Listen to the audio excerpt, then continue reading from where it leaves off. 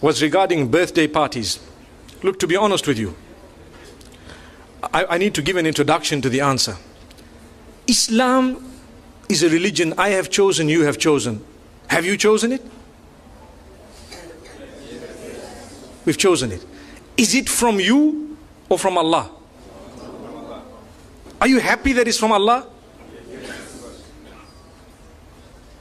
So if the dunya tells you something and Allah tells you something else, does it make, or which one is more important, the first or the second? What Allah has said.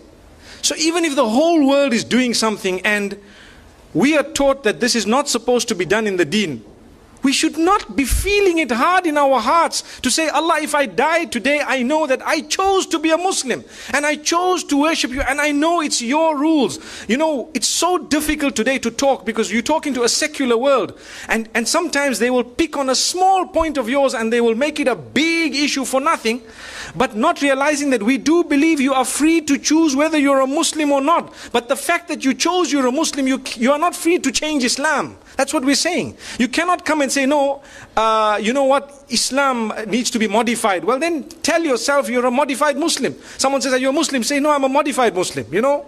So people know.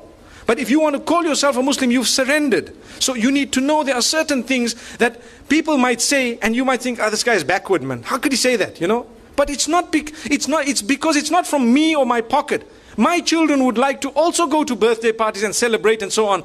I sit them down and I explain to them what the candles are all about. Do you know what the candles on a birthday party are all about?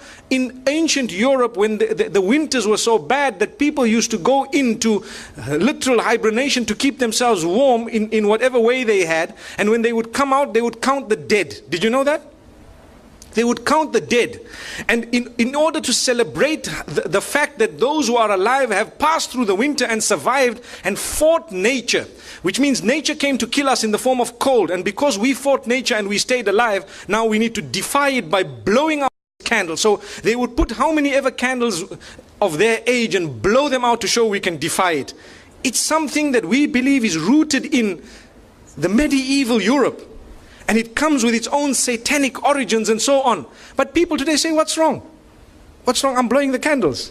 But you don't realize it's like an act of worship of the pagans. And we're saying, you know, and people have made it a culture and a tradition. The same applies to so many other things. You know, like Valentine's and so on. People start saying, but what's wrong? How come these people, you know, you're not allowed to show your love? Well, to be honest, we are being fooled by believing that, you know what, you need to celebrate the fact that you're 1 year older by throwing a big party, everyone must come, but you don't know that now you're closer to your grave, for example. Or there are more responsibilities on your shoulder. I'm not saying that when your age turns that you must not make dua to Allah, Ya Allah grant me a good age and so on. But firstly, we have a Hijri calendar.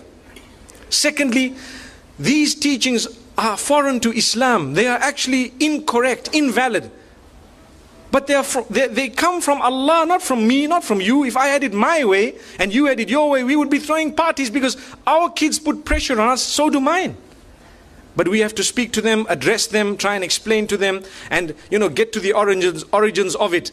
The sad reality is people take part wholesale. So they'll tell you, but they did it. But these people did it. That's the peer pressure. Sadly, we're living in an age, al-qabidu ala dinihi kal-qabidi ala jamr. A person who wants to hold fast to the deen is someone similar to he who is holding fast to, you know, a red hot coal, for example.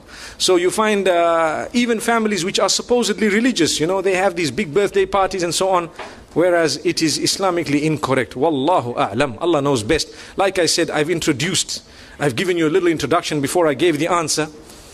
There are more important things we could do, you know, than that. And we could have, you know, we could throw a party on a different occasion altogether in order to celebrate other things than to do it the pagan way. You know, I would prefer a graduation party than to have a birthday party any day. May Allah subhanahu wa ta'ala bless our children. May He bless us all. It was wonderful being here.